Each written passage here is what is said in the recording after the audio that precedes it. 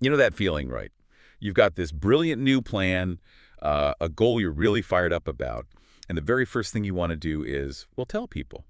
Get some support, maybe. Mhm. Today, though, we're going to look at maybe a different angle on that. We're diving into a pretty interesting perspective from the Napoleon Hill YouTube channel. It suggests that maybe keeping those ambitions, a bit more private might actually be the secret sauce for making them happen.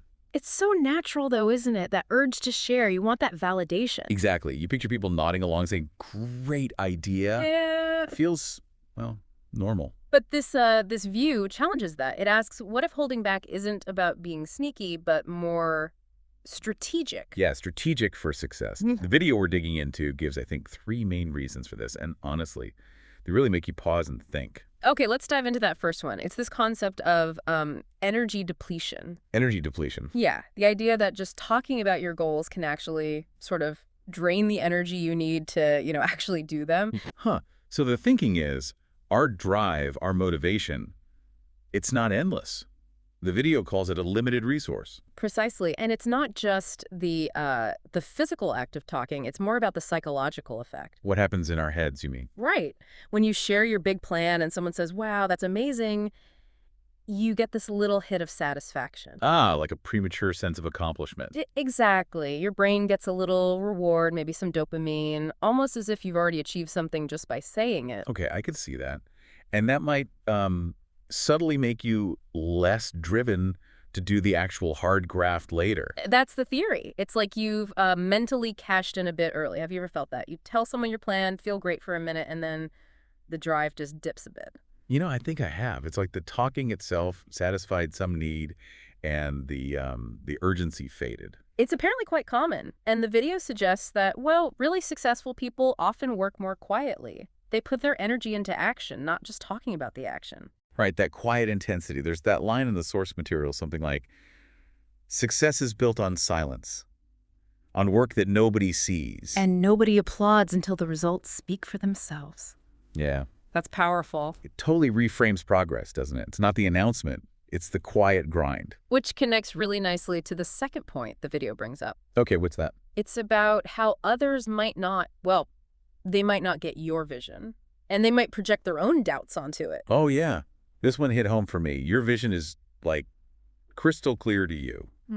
But someone else, they see it through their own filter. Exactly. Their own experiences, maybe their fears, their insecurities, it all colors how they react. So you say, I'm starting a business. Yeah. And your friend, maybe meaning well, immediately goes to, oh, but isn't that really risky? So many fail. Right, because their frame might be focused on risk. Or you say, I'm changing careers, and they say, wow, that sounds incredibly hard. It's not necessarily malicious, like the video says. It often comes from their own viewpoint, their own perceived limits. But the impact on you, that's the key thing. Hearing those doubts, even small ones, can add up. Yeah, the video calls them seeds of hesitation, fear, and second-guessing. And those little seeds can grow, right? Absolutely. They can start to chip away at your confidence, make you second-guess yourself. You start wondering, maybe they're right. Maybe this is too risky. It's like this invisible wall of, well, caution, maybe? Trying to keep your ideas small. And the video mentions how great visionaries often worked in silence, almost like they were shielding their fragile idea. Protecting it. From what exact? From those external doubts, from that negativity, however unintentional. Guarding the dream until it's strong enough to handle the skepticism. That makes a lot of sense. Especially for something really new or different. It's hard for others to see the potential early on. Definitely. So working quietly lets you bypass that whole stage of potential discouragement. You build first, explain later, or maybe never explain, just show. Okay, so first, conserve your energy. Second, shield the idea from doubt. What's the third reason the video gives for keeping plans quiet? The third one is all about momentum. That force that builds up as you take consistent action. Right, the thing that keeps you pushing forward, especially through the tough spots.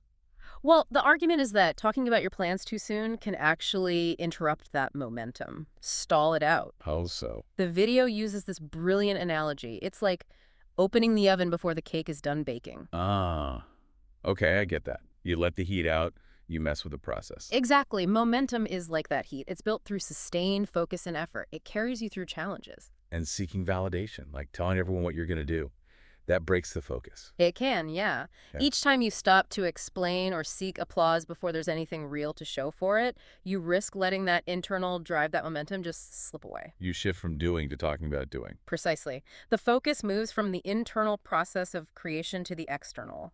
Well, performance of it, maybe. And the video contrasts that with just building, Yeah. taking action, letting the results pile up. Yes. There's a real power highlighted in letting the results speak for themselves. No need for a big announcement beforehand.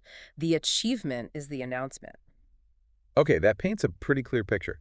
If talking isn't the way, what is the alternative suggested? What do we do with all that internal energy and excitement? It boils down to a really simple, powerful instruction from the video.